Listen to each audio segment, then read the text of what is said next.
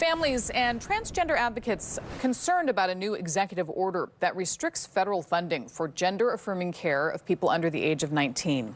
Let's get to Katu's Thanvi Verma, who's on this developing story. So, Thanvi, how are people feeling about what comes next in the process?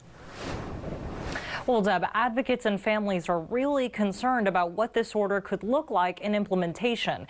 In the next 2 months, President Trump expects federal agencies to explain how they're going to make sure federal dollars don't go to gender-affirming care to people ages 18 and under. Tonight, we have both sides of that issue.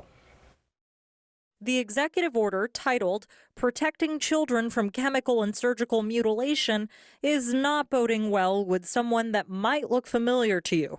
She's former Multnomah County Commissioner Sharon Meieran. So I actually have two queer trans kids, and for them, it is not an exaggeration to say that gender-affirming care for them in their teenage years, one's 18, one's 21, has been life-saving. The executive order calls on the Secretary of Human Health Services to take all appropriate actions to end Medicare or Medicaid funding for gender-affirming care for those 18 and under, which it defines as children. It also calls on the Secretary of Defense, which provides health care to active duty service members, to cut coverage of gender-affirming care for children. All of this is very confusing to Meieran, who wears many hats. As a lawyer, it seems chock full of challenges at every possible level. As a doctor, it violates our oath to do no harm.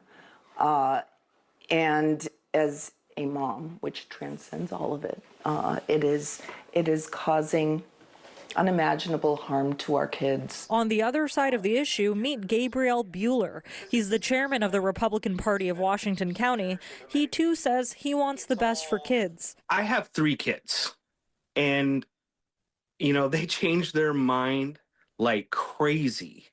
One day they want this, one day they want that, one day they want to be a baseball player, or the next day, they want to be a scientist when they grow up. The executive order justifies the funding restrictions, stating, countless children soon regret that they've been mutilated and begin to grasp the horrifying tragedy that they will never be able to conceive children on their own. I absolutely support restricting federal funds. It's not the job of the federal government to be funding cutting body parts off people, period.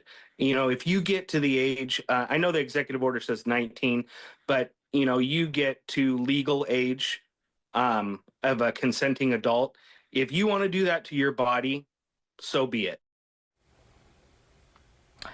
The next question really is, will this executive order hold water in the courts?